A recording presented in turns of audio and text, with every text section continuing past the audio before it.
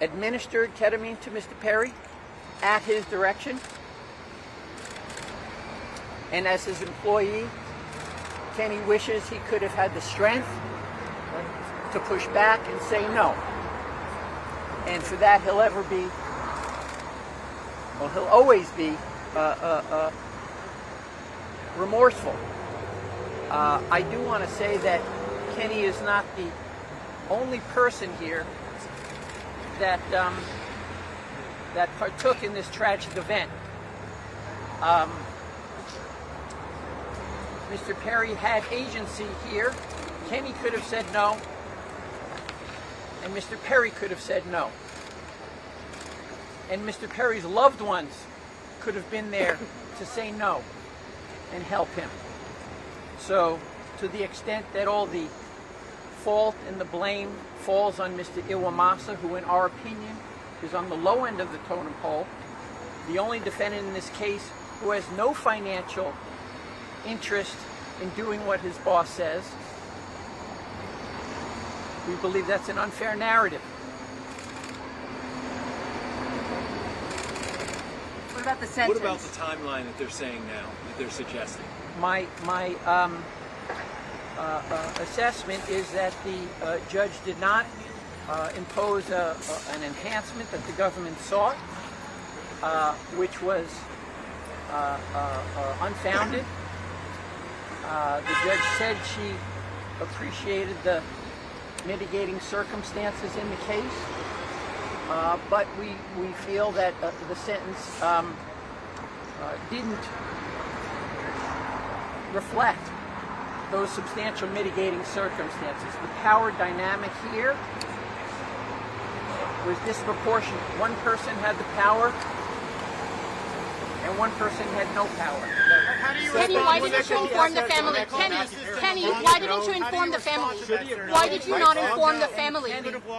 Why did not Kenny inform the family? And Kenny has taken responsibility for his role, and Kenny will regret forever that he couldn't step up and say no to Mr. Perry. Was Mr. Perry alive when Kenny left? Was Mr. Perry Let alive? him do his job. Thank you. Okay. He'll continue to regret. Could you step a little closer to the mic, sir?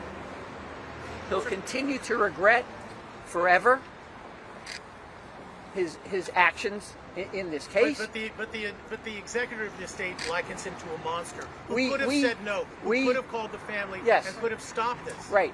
He could have said no. Mr. Perry could have said no. Mr. Perry's handlers could have said no. But he Mr. injected Perry's Mr. Perry. family could have said no along the way. This is not an incident that falls solely on the shoulders of Mr. Iwamasa. But Mr. Iwamasa injected Mr. Perry. At Mr. Perry's direction, he injected Mr. Iwamasa. Yes, at his boss's direction. And we explained to the judge the power dynamic that's involved here that rendered Kenny incapable at the time. Regretfully, incapable at the time to say no to Mr. Perry. And that he will regret for the rest of his life. What about the implication that your client left Mr. Perry to die? Yes, there's comments by some people who gave speculation, gave unfounded information, gave guesswork to the judge. We understand they're upset. We understand they're hurt. We understand they're in pain.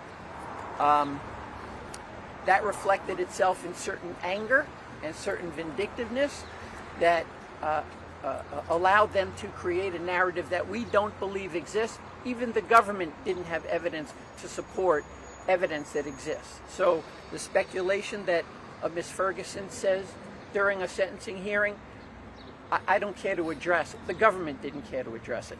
Why did he inject Mr. Perry so many times on that day if he knew that it was above the legal limit that anyone should have in their body of ketamine? Mr. Perry, at all times, he should have pushed back. He should have said no.